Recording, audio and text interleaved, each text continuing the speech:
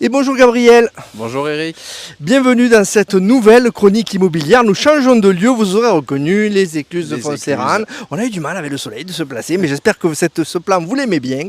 Et tous les followers, et merci pour votre fidélité. Alors Gabriel, le marché évolue, il était un peu bloqué, on va dire, avec les taux d'intérêt qui étaient assez hauts, qui Voilà. augmentaient beaucoup. C'était le sujet de la dernière chronique, effectivement, avec un marché qui était bien grippé cet hiver avant les fêtes et qui là, étonnamment, se dénoue un peu plus rapidement que prévu avec des taux d'intérêt qui commencent timidement à baisser. On était à 4% passé, on était à 4,2, 4,3. C'est prévisible ça, les taux qui montent, qui descendent, on peut les prévoir. Là, c'était assez imprévisible. On pensait que les taux allaient continuer à monter pendant au moins un trimestre. Finalement, sur des corrections de la Banque Centrale Européenne, il y a quand même une petite baisse qui réamorce tout de suite le marché de l'immobilier. Voilà, et du coup, les banques prêtent un peu plus, sont moins frileuses. Les banques prêtent un peu plus et sur Béziers, en tout cas, on le ressent vraiment parce qu'il y a de nouveau des appels d'acquéreurs. Ça faisait 2 mois qu'il y avait presque plus d'acquéreurs sur le marché. Et là, le mois de janvier a été assez actif. Il y a des ventes qui se sont faites, il y a des biens qui étaient en vente depuis longtemps qui se sont vendus.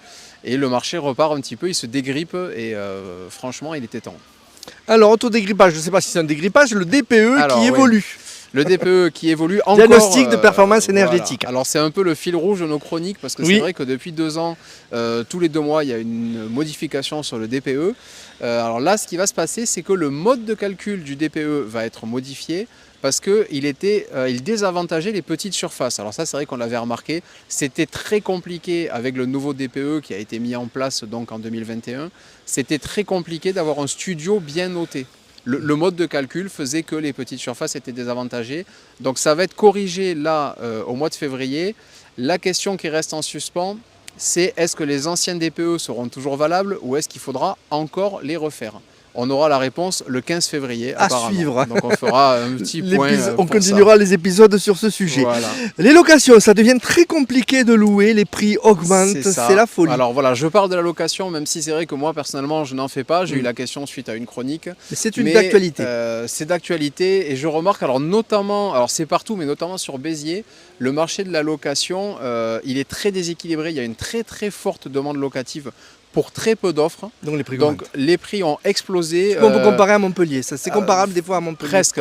C'est comparable au loyer de Montpellier d'il y a 4-5 ans. Honnêtement, moi je vois la différence en 3 ans sur Béziers. Les loyers ont explosé. Avant, on trouvait des T3 à 550 €. Maintenant, c'est plus de 700 €, même des T3 sans extérieur. Et les gens ont l'argent pour ça.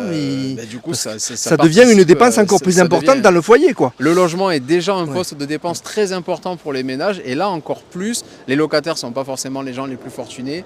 Et en fait, ils subissent vraiment cette tension du marché locatif.